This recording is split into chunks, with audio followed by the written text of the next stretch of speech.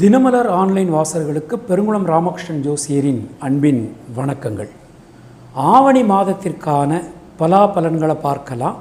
உங்கள் ராசிக்கான பலாபலன்களை பார்க்கும்போது விதி மதி கதி என்று பார்த்து கொள்ள வேண்டியது. அதாவது லக்ன ரீதியாக, ராசி ரீதியாக, உங்களுடைய ஜனனகால ஜாதக கட்டத்தில் சூரியன் எந்த ராசியில் இருக்காரோ அதுதான் கதி. அது ரீதியாக நீங்கள் பார்த்து கொள்ள வேண்டியது. இனி உங்கள் நட்சத்திரத்திற்கான இந்த மாதத்திற்கான பொதுவான பலாபலன்களை பார்க்கலாம். கடுமையாக உழைக்கவும் தயங்காத பூசம் நட்சத்திர அன்பர்களே, உங்களுடைய நட்சத்திரநாதன் சனி பகவான், ராசிநாதன் சந்திர பகவான். இந்த 27 நட்சத்திரத்தில் பூச நட்சத்திரத்தை பற்றி பேசுகிறதா நிறைய பேசலாம். ஆக்சுவலாக ஜாதகத்தில் சந்திரனும் சனியும் சேர்ந்திருந்தால் புணர்ப்பு தோஷம்னு நாம் சொல்லுவோம். பிரமாணம் சொல்கிறது சந்திரனும் சனியும் சேர்ந்திருந்தால் புணர்ப்பு தோஷம்னு சொல்கிறது. இதில் பெக்யூலியராக 2 நட்சத்திரம் இருக்குது. ஒன்று பூசம், இன்னொன்று திருவோணம். ஏன்னா பூசத்தினுடைய நட்சத்திராதிபதி சனி, ராசிநாதன் சந்திரன்.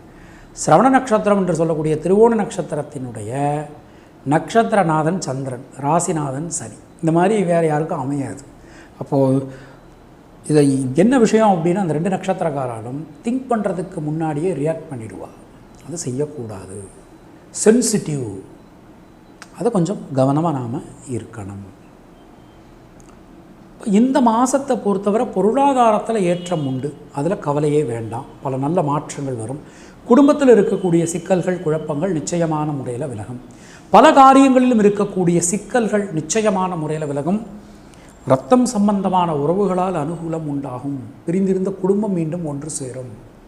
அதே வேளையில் வாழ்க்கை துணை சம்பந்தமான விஷயங்களில் பேசும்போது, கருத்துக்கள் தெரிவிக்கும் போதெல்லாம் வார்த்தைகளில் கொஞ்சம் கவனமாக இருக்கணும்.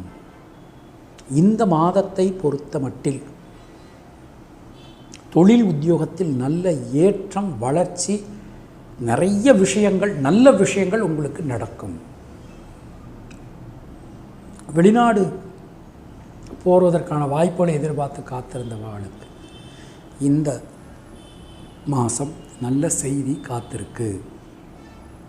இந்த மாதத்தை பொறுத்த மட்டில் கல்வி சம்பந்தமான விஷயங்களில் தடைகள் எல்லாமே மாணக்கர்களுக்கு போயிடும்.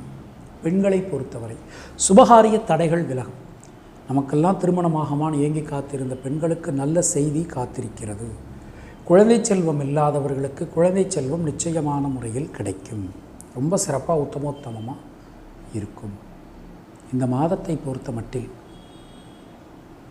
பூச நட்சத்திர அன்பர்களுக்கு உங்கள் உழைப்பின் மூலம் நீங்கள் உன்னத நிலையை அடைய முடியும். வரளி மஞ்சள் வாங்குங்கோ,